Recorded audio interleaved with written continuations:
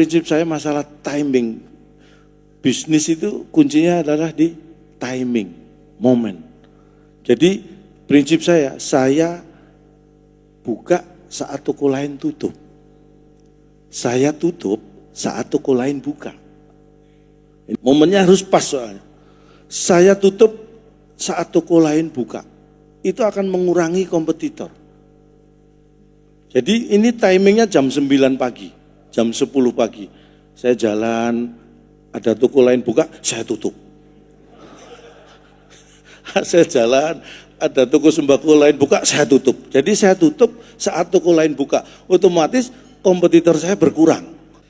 Saya ingin mulai masuk ke materi. Kertas atau catatan yang ada di meja, nggak usah dipegang karena nggak perlu.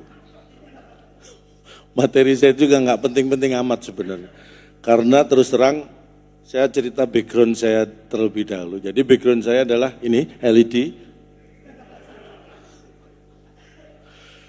Saya itu terlahir, mohon maaf, di keluarga, jadi bapak ibu saya itu sangat sederhana. Jadi saking sederhananya bapak ibu saya itu tidur di rumah makan Padang. Sederhana. Jadi bapak ibu saya itu mohon maaf dulu tinggal di daerah yang tidak mampu, jadi hanya bapak ibu saya yang berada dalam keadaan tidak mampu juga. Jadi ibu saya itu perawat, bapak saya itu supir bis. Jadi bapak saya itu orangnya pekerja keras kita ulet, jadi paling dalam 2 minggu itu hanya sehari atau paling lama 2 hari di rumah. Kalau ibu saya perawat, yang merawat bapak dan anak-anaknya. Jadi bapak saya itu kerjanya tiap hari nyupir, nyetir, terus kecuali kalau libur di rumah bapak saya nggak nyetir, karena kalau di rumah disetir ibu saya. Jadi bapak saya itu kalau di rumah disetir ibu saya, bapak saya nggak nyetir. Dulu waktu saya masih kecil, saya kadang-kadang heran, ibu saya itu nggak pernah, kalau bapak saya di rumah ngajak ngobrol nggak pernah. Kadang-kadang saya bingung apa ada masalah orang tua gitu ya. Saya tanya, Bu, bapak jarang di rumah kok nggak pernah diajak ngobrol kalau di rumah? Kamu masih kecil, nggak ngerti ada aturannya, dilarang bicara sama supir. Jadi ibu saya itu nggak ngobrol sama bapak karena ada aturan dilarang bicara sama supir. Akhirnya saya pikir-pikir, apa ya sampai seperti itu gitu ya. Saya pelajari. Akhirnya saya ngasih pemahaman ke ibu saya, walaupun mungkin ini kurang sopan, tapi tetap harus saya lakukan. Bu, dilarang bicara sama supir itu kalau supirnya sedang nyetir. Kalau di rumah bapak kan nggak sedang nyetir, boleh diajak bicara. Nah, akhirnya ibu saya mulai ngajak bicara bapak saya. Tapi bapak saya ragu-ragu menjawab, karena kalau di rumah kan ibu saya sedang nyetir bapak saya. Jadi bapak saya mau jawab, loh istri saya lagi nyetir. Jadi hubungan itu yang membuat akhirnya agak awkward. Istilahnya itu hubungan di rumah itu agak awkward gitu. Itu bertahan sampai saya SMP kelas 3, karena saya SMP kelas 3, dulu saya di kampung, sampai SMP kelas 2, kelas 3 saya pindah ke Surabaya. Jadi bapak ibu saya masih di desa, saya pindah ke Surabaya SMP kelas 3. Jadi saya punya cita-cita tinggal di kota itu sejak kelas 3 SMP. Berikutnya pendidikan, kalau dibanding ibu saya yang lulusan SD, bapak saya juga lulusan SD, alhamdulillah saya punya cita-cita lulus SMA, pengen kuliah, makanya saya dulu izin ke ibu. Ibu saya itu orang paling saya hormati. Tepuk tangan buat ibu-ibu dan mbak-mbak yang hadir. Karena buat saya perjuangan ibu saya itu luar biasa. Zaman saya melahir dulu tahun 70 belum ada operasi sesar, belum ada. Jadi semua kelahiran itu normal. Kelahiran saya itu mungkin orang yang aneh. Mengalami sendiri tapi kalau disuruh cerita nggak bisa itu saya. Saya nggak bisa proses kelahiran saya sendiri, saya cerita nggak bisa. Padahal yang lahir saya. Aneh saya itu ya. Padahal saya yang ngalami lahir tapi suruh cerita nggak bisa. Jadi saya itu memang aneh sejak lahir. Dan saya pikir saya itu dulu nekat lahir itu. Saya nggak kenal bapak ibu saya. Waktu saya lahir itu saya nekat, nggak bekal apa-apa sama sekali. Itulah Saya kira lahir di dunia itu nekat. Dan menurut cerita, saya dan ibu saya itu waktu lahir, dan ini saya bersyukur karena saya lahir bertepatan dengan ibu saya melahirkan. Ini saya syukuri. Coba kalau saya lahirnya nggak bertepatan dengan ibu saya melahirkan, apa nggak kualat saya, nggak bisa menemani ibu saya melahirkan. Anak macam apa saya itu kan. Saya bersyukur itu. Jadi ceritanya saya dan ibu saya ketika melahirkan saya itu, dua-duanya nangis. Saya sebagai bayi, ibu saya sebagai ibu yang melahirkan, dua-duanya nangis di kasur. Karena ibu-ibu itu melahirkan dengan proses normal, itu menurut ilmiah ya ini ya. Itu rasanya, sakitnya itu sama dengan 99 tulang patah bersamaan. Ini ilmiah. Makanya ibu-ibu yang pernah melahirkan secara normal itu merasakan sakit yang pasti luar biasa. 99 tulang patah bersamaan itu Anda bisa bayangkan. Rasanya seperti apa. Jadi ibu saya nangis di kasur, saya nangis ketika lahir di kasur. Bapak saya beda, nangisnya di kasir. Jadi kalau saya dan ibu saya nangis di kasur, bapak saya di kasir. Pas mau bayar, nangis bapak saya. Kok banyak mungkin gitu ya. Dan nangisnya konon lebih kencang daripada nangisnya ibu saya. Saya jadi berpikir, ini berapa tulang bapak saya yang patah bersamaan? Lebih dari 99 nangisnya lebih kencang ya kan. Ternyata tulang punggungnya yang patah karena harus bayar di kasir itu. Jadi harus bekerja semakin kuat sebagai tulang punggung keluarga. Tapi saya bersyukur bapak saya itu pekerja keras, ulet. Yang itu nurun ke saya. Takut sama istrinya tadi, nurun ke saya. Jadi saya sebenarnya bukan takut sama istri, saya kebetulan punya istri yang pemberani aja. Istri saya itu sama saya saya itu lulusan teknik elektro, ITS. Istri saya sama juga lulusan elektro, cuma sekarang memang jadi jaksa. Satu-satunya lulusan elektro yang jadi jaksa mungkin istri saya. Kerjanya tiap hari nuntut terus. Buat saya itu melebihi jaksa. Jaksa itu nuntutnya cuma di pengadilan. Istri saya itu tiap hari nuntut. Melebihi jaksa. Ini jaksa yang all out istri saya. Makanya kalau di luar saya komedian, pelawak, saya di rumah jadi pembela. Membela diri terus dari tuntutan istri gitu kan. Makanya anak-anak saya letakkan jadi saksi.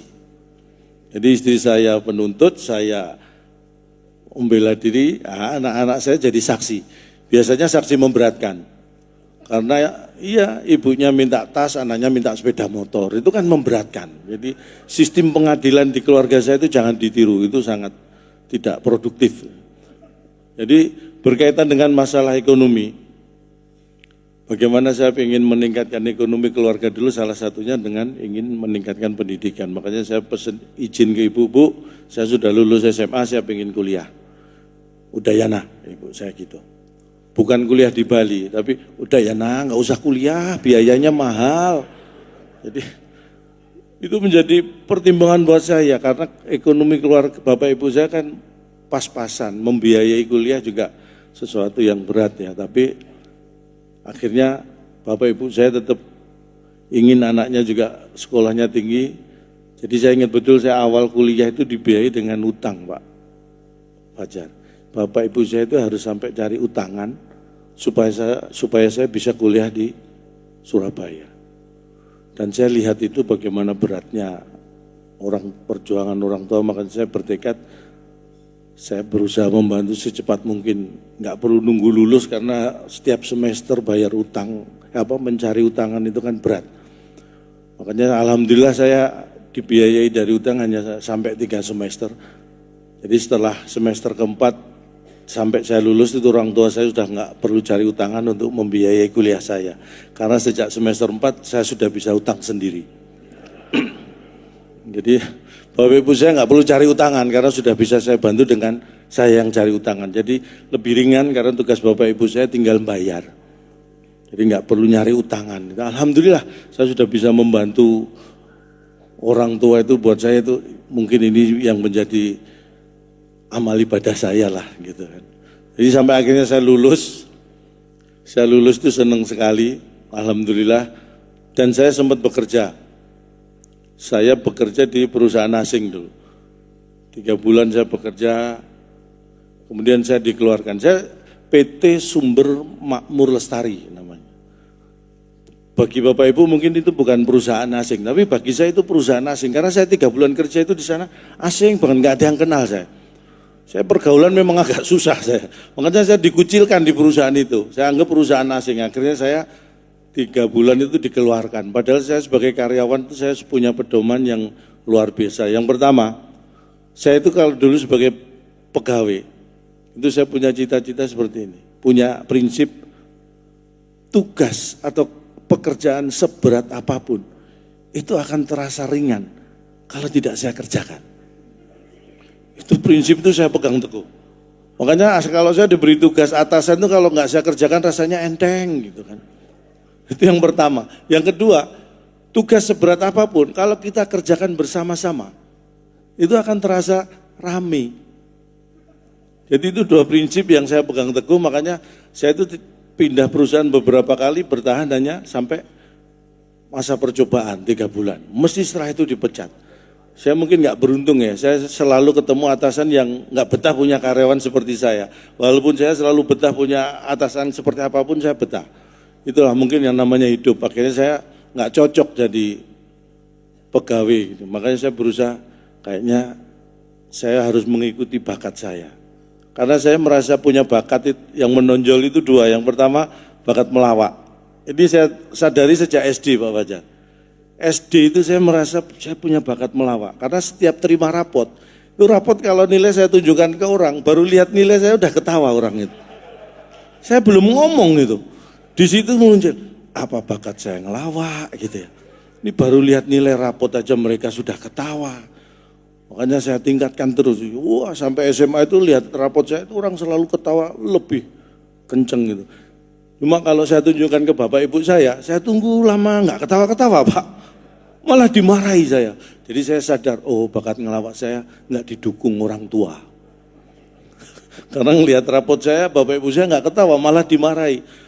Akhirnya apa mungkin bakat yang lain saya kembangkan. Sales. Saya merasa punya bakat sales, marketing itu sejak SMP. Kalau ngelawak tadi sejak SD, tapi karena nggak didukung orang tua, saya tinggal. Saya SMP kelas 1, itu merasa punya bakat sales dan marketing hebat karena saya kelas 1 SMP sudah berhasil menjual sepeda motor bapak tanpa bantuan beliau. SMP kelas 1 bayangin. Bakat saya sales kayaknya ini kan. Luar biasa loh, boleh tepuk tangan Pak. Walaupun ini lebih berupa penghinaan buat saya ya. Tapi enggak apa-apa, enggaknya jadi semangat gitu. Saya kelas 1 SMP punya bakat sales karena bisa jual sepeda motor bapak tanpa bantuan beliau. Akhirnya saya pengen tingkatkan. SMA saya mau tingkatkan. Saya harus jual mobil orang tua. Saya tingkatkan kan. Tapi saya gagal. Sampai lulus SMA saya tidak berhasil karena sampai lulus SMA orang tua saya belum punya mobil. Jadi saya tidak berhasil jual mobil orang tua. Walaupun akhirnya saya keterima jadi sales di sepeda motor, jadi dealer sepeda motor. Ini saya punya bakat sales, diterima kerja sales sepeda motor. Jual sepeda motor kan paling gampang di Indonesia ini. Tapi saya 3 bulan gagal, dipecat juga. 3 bulan saya jadi sales motor, 1 motor pun nggak laku. Begitu dipecat, nganggur, nggak sampai 2 minggu, satu-satunya motor saya laku. Hidup ini ironis kadang-kadang ya. Saya sales motor 3 bulan, 1 motor pun nggak laku. Nganggur nggak sampai 2 minggu, satu-satunya motor saya laku.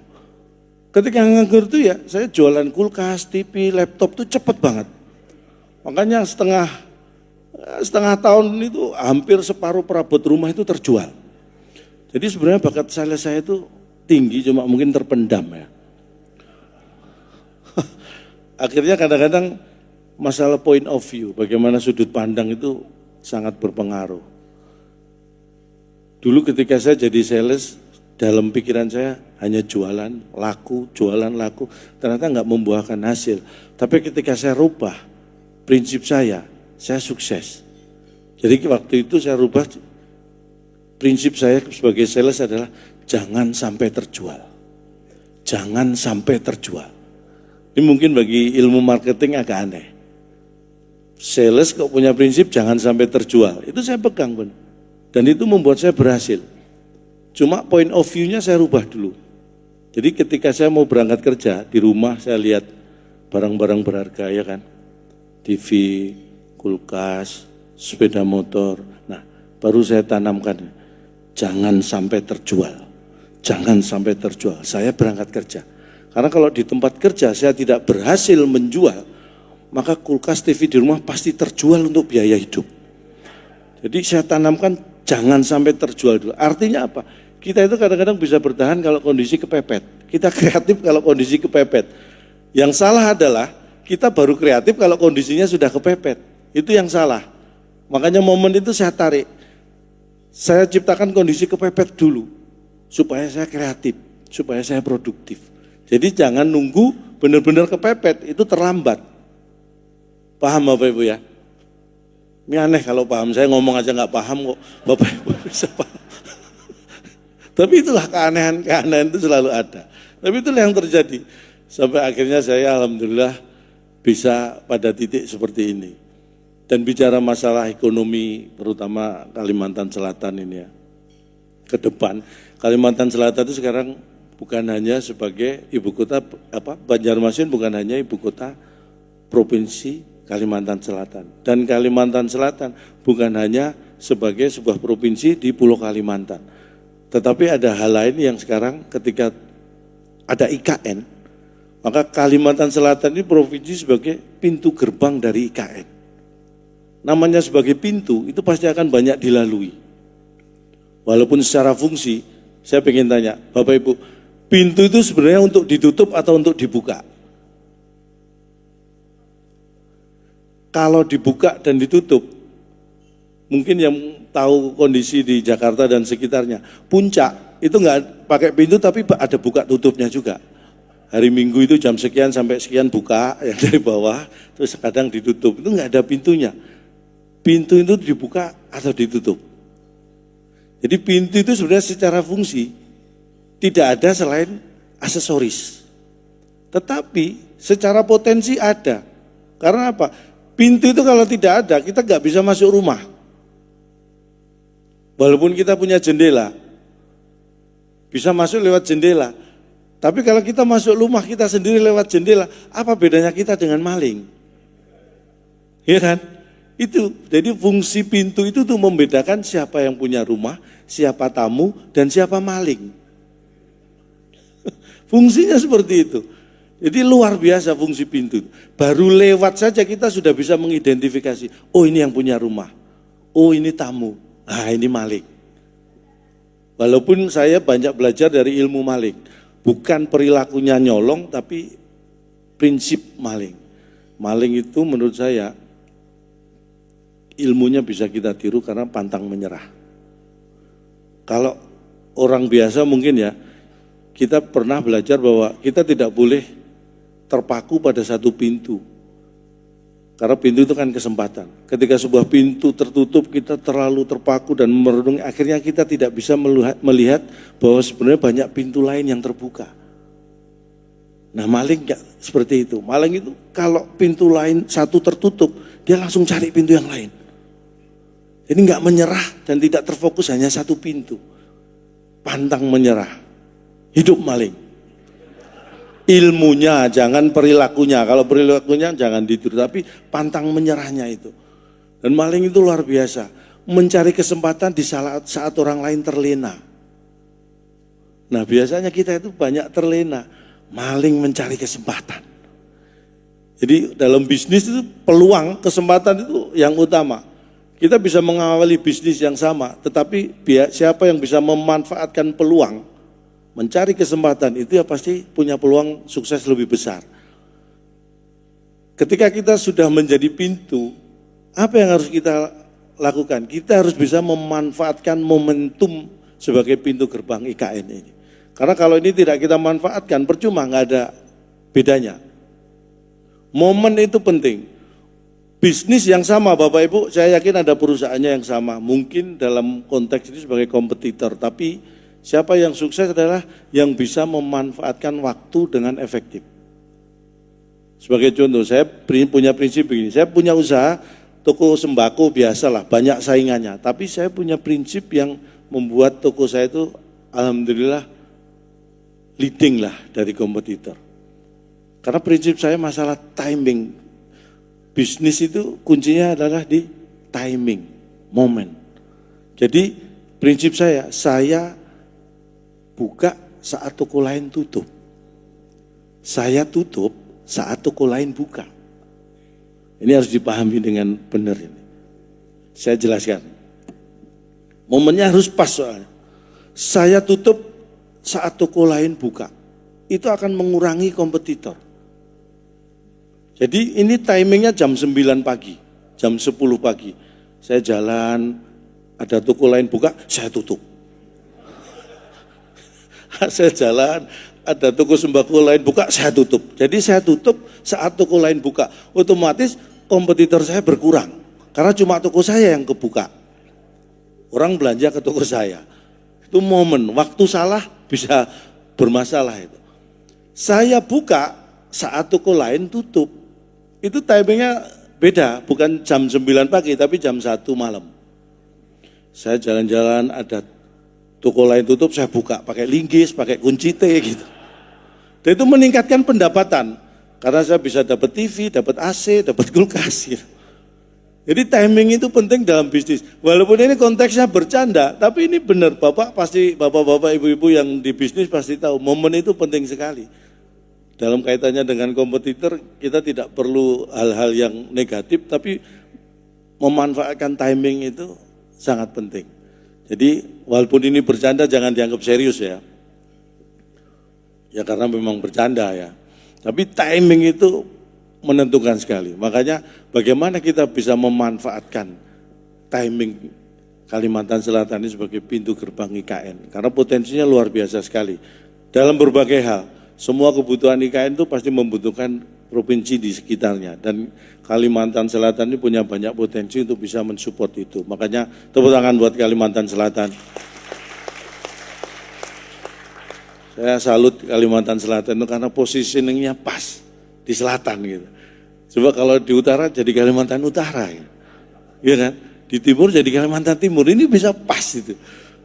Kalimantan Selatan ini luar biasa. Positioning itu berikutnya adalah yang penting. Setelah kita bisa memanfaatkan timing, positioning itu juga penting. Karena bagaimanapun juga, timing itu konteksnya adalah ketika kita bersaing, positioning itu juga dengan Kalimantan, provinsi di sekitar IKN. Melihat kebutuhan yang luar biasa, SDM, apalagi ini era digital ya, saya yakin Bapak Ibu juga pasti menerapkan era digital itu. Dan bagaimana Bank Indonesia menjaga hubungan dengan para responden itu, saya kira pemanfaatan itu juga penting. Karena informasi yang penting itu bisa cepat didapat, itu keputusan yang diambil Bank Indonesia yang dirumuskan kebijakannya untuk terutama masalah moneter di daerah di Kalimantan Selatan ini akan pas. Karena hubungannya kan semacam kayak, kalau kita ibaratkan Bank Indonesia itu seperti dokter yang akan merumuskan resep kebijakan berkaitan dengan moneter. Nah, Bapak Ibu ini adalah walaupun bukan konteksnya sakit, tapi adalah pasien yang harus disehatkan oleh dokter. Jadi apa yang dilakukan oleh Bank Indonesia, data-data dari Bapak Ibu adalah bagaimana seorang dokter bertanya pada pasien tentang keluhan-keluhannya. Sehingga kalau itu diberikan dengan jujur, dengan benar, itu akan membuat resep yang dibikin oleh Bank Indonesia itu tepat sasaran. Siapa yang diuntungkan? Pasien-pasiennya juga. Jadi Bapak Ibu juga, ketika kebijakan yang diambil Bank Indonesia itu tepat, maka yang diuntungkan adalah pelaku usaha juga. Maka ini hubungan yang tidak boleh saling merugikan, karena harus saling support. Kejujuran, keterbukaan itu sangat penting untuk memberikan yang terbaik buat Kalimantan Selatan. Tepuk tangan buat saya. Pak Fajar udah mau tepuk tangan, buat calon. Artinya Itu tadi, jadi jagalah hubungan ini sebaik mungkin karena ini manfaatnya sangat luar biasa. Dan ini juga seperti saya katakan tadi, kalau ini bisa dilakukan dengan baik, ini sangat membantu roda perekonomian keluarga saya. Jadi kalau ini rutin kan berarti roda perekonomian keluarga saya akan berjalan dengan baik. Tapi mohon maaf, Bapak itu dominan menghina dari tadi ya. Tepuk tangan paling kenceng, ketawa paling kenceng. Bapak Ibu, kalau ketawa bersamaan itu ya mungkin sebuah komplimen lah ya. Tapi kalau ketawa sendirian dan kenceng itu lebih ke penghinaan, Pak. Mohon disadari itu. Apalagi telat, kadang-kadang mendahului, pokoknya nggak bareng aja Bapak. Bapak itu kayak saya, kayaknya lain daripada yang lain gitu. Alhamdulillah. Tapi itulah, saling mendukung itu hal yang paling dibutuhkan. Kalimantan, era digital, saya bukan menggurui ya. Era digital itu mau tidak mau harus kita masuki. Bank Indonesia ada QRIS Pak ya, pembayaran pakai QRIS itu bagaimana memanfaatkan era digital untuk mempermudah sebuah transaksi. Jadi saya kemana-mana nggak perlu bawa uang. Emang nggak punya. Tapi yang penting saya sehat, ya kan. Yang utama Bapak Ibu ini saya ingatkan lagi, yang paling utama itu sehat. Apalah artinya uang kalau kita tidak pegang. Jadi itu kesehatan yang utama. Bapak nggak ketawa, Bapak nggak sehat. Mungkin Bapak sedang ada masalah kesehatan. Bapak Ibu, sehat itu memang utama, tapi sebenarnya sederhana solusinya. Bapak Ibu mau sehat, hanya satu kuncinya, jangan sakit. Hanya itu, udah. Pegang kata-kata saya, kalau Bapak Ibu nggak sakit, saya jamin sehat. Sederhana, simple, sesimpel itu untuk sehat itu.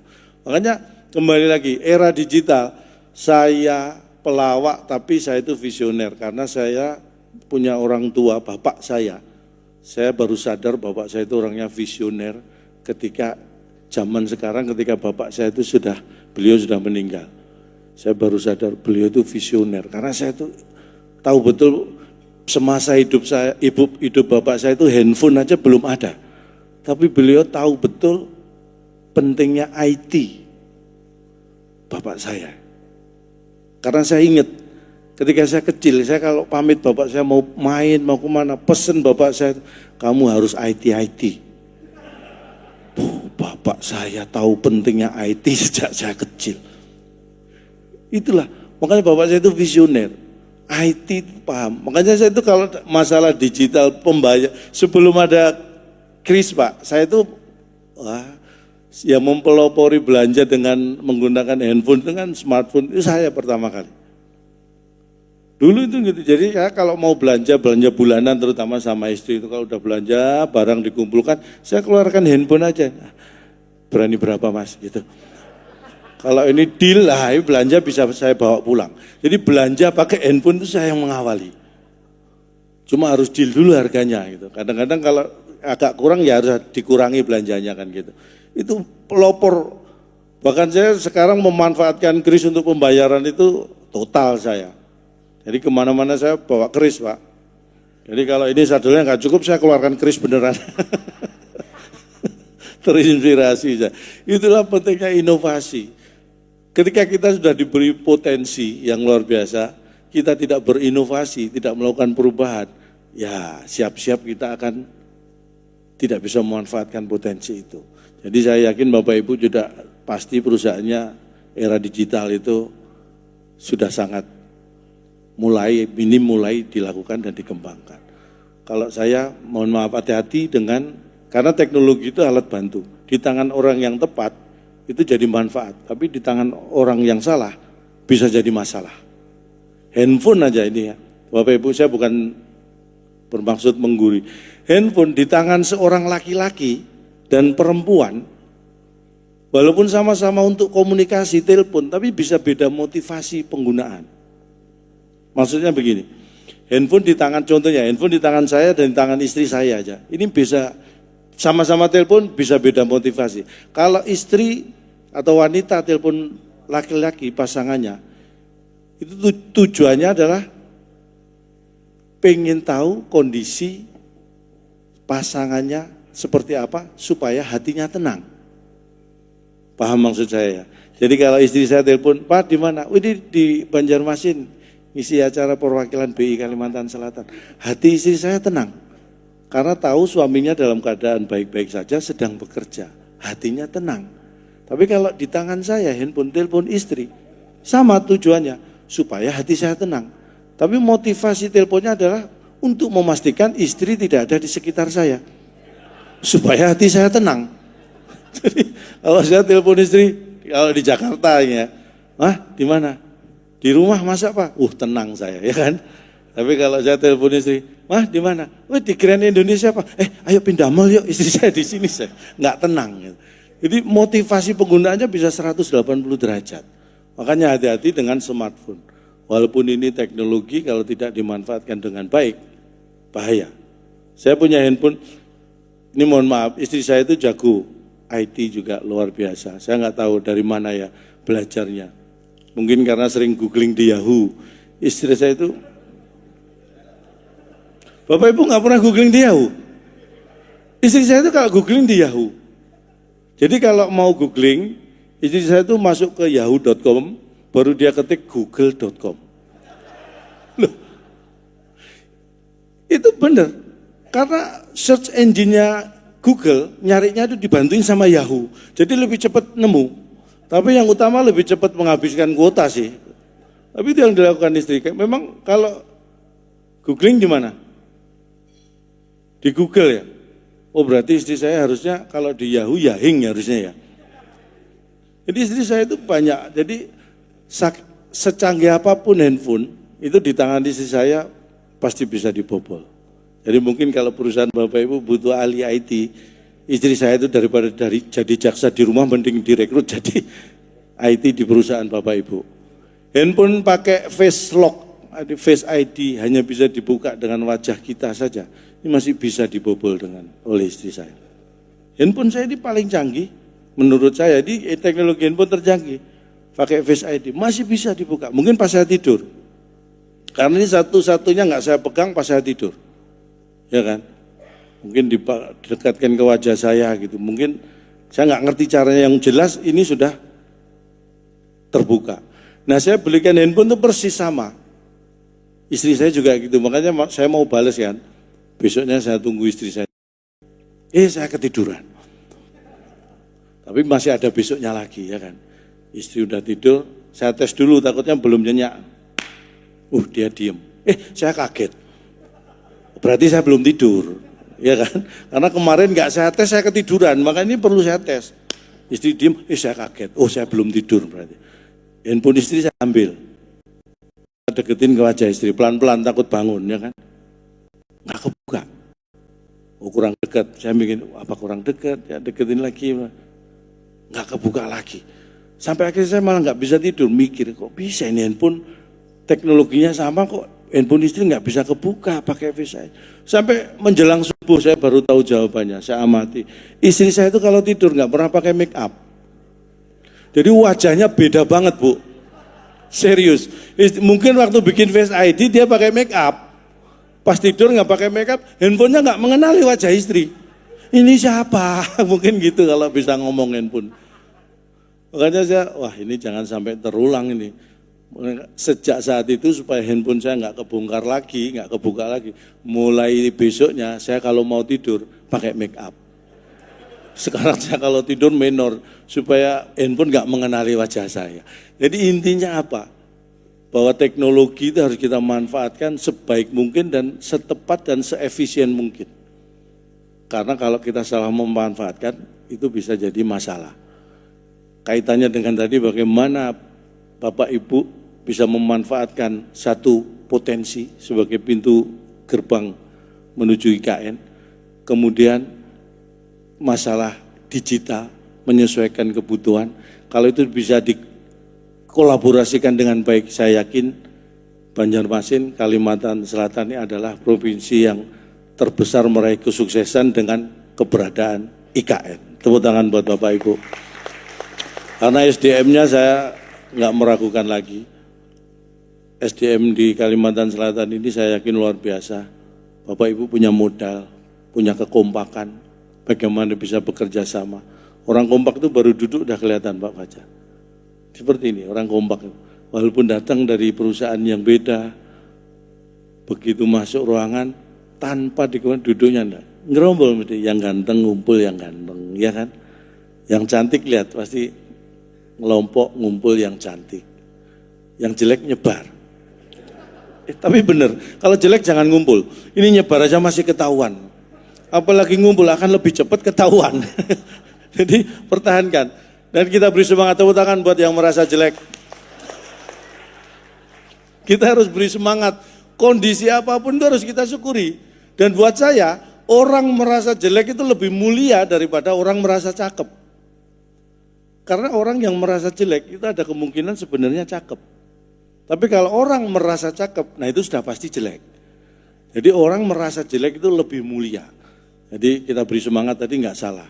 Dan bagi yang merasa jelek, tetap optimis. Karena hidup ini tidak ditentukan dari jelek dan cantik. Cantik, ganteng itu bukan jaminan. Tidak bisa jadi jaminan. Apalagi jelek.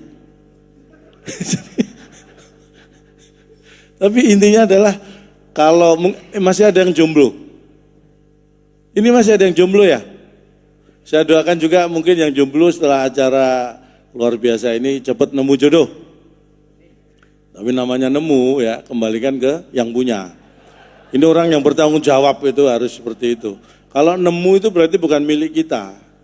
Jadi kalau nemu jodoh itu berarti bukan jodoh kita, itu jodoh orang lain. Kalau dapat jodoh, nah itu punya kita. Jadi selama Anda nemu jodoh, kembalikan ke yang punya. Itu akan lebih mulia lagi. Semangat, mungkin yang merasa jelek tetap semangat, jangan pernah takut mencintai orang lain. Walaupun Anda jelek. Jangan takut mencintai orang lain. Karena yang harusnya takut kan yang Anda cintai. Oh Anda jelek, Anda cintai aja pasti dia takut. Jadi jangan intinya pesannya apa? Bukan hanya masalah jelek, jangan takut mencintai orang lain. Ada dua pesan utama. Kalau Anda merasa jelek dan takut mencintai orang lain, terus kapan akan dapat jodoh? Yang pertama adalah jangan takut mencintai orang lain, karena yang takut yang Anda cintai. Artinya apa? Yang pertama pesannya adalah jangan mengambil porsi orang lain. Kita harus profesional.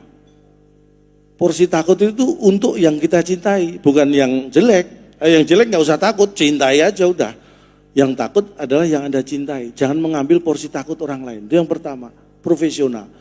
Yang kedua, yaitu tadi, jangan gampang menyerah. Karena kalau Anda takut mencintai, itu gampang menyerah. Cintai aja udah. Karena disitulah nanti akan mendapatkan jodoh. Jadi intinya bagaimana kita profesional dan tidak pantang menyerah, itu akan memberikan peluang terbesar kesuksesan dalam hidup kita. Mohon maaf, ini saya sampai jam berapa Pak Fajar?